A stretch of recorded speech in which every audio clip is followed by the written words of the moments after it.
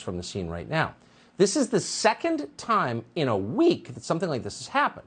On April 14th, the plane crashed into the Gem State Processing in East Idaho.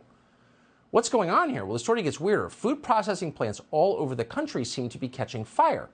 A couple of days ago, a fire destroyed the headquarters of Azure Standard, one of the largest organic food distributors in the country. At the end of last month, a fire severely damaged a fresh onion packing facility in South Texas. In Oregon, a potato chip processing plant just reported a boiler explosion that sent workers to the hospital. Here's a news report on that. Eastern Oregon, where crews are battling a major fire at a potato chip processing plant. Air 12 flew over the scene at Shearer's Foods on Highway 207 in Hermiston.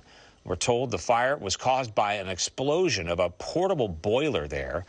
2 people were taken to the hospital. So industrial accidents happen, of course, but this is a lot of industrial accidents at food processing facilities at the same time the president's warning us about food shortages. They're getting hit by planes and catching fire. What is going on here exactly? Jason Rantz hosts a radio show in Seattle and joins us to put it into perspective. Jason, good to see you.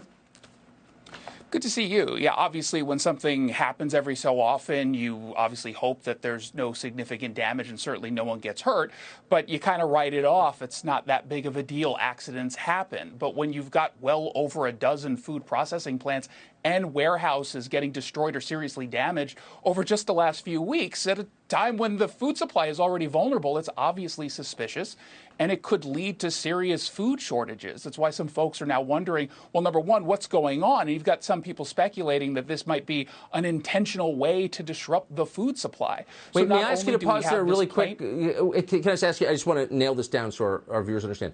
There have been confirmed over a dozen disabling accidents at food plants in the last month, over a dozen.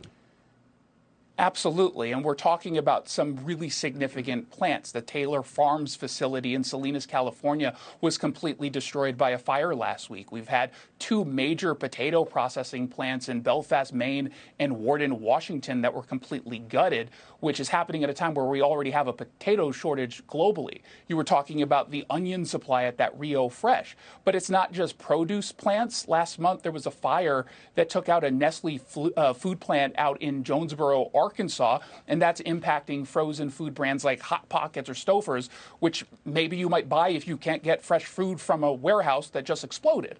And that Shearer's food facility you just mentioned in the open, I mean, that's the only West Coast facility that they operate.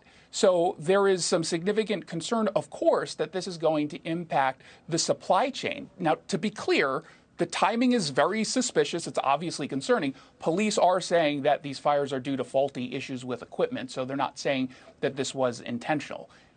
Either way, it's obviously going to have some significant, implications in us getting our food. Yeah. I mean, an hour ago, a plane crashes into a General Mills facility.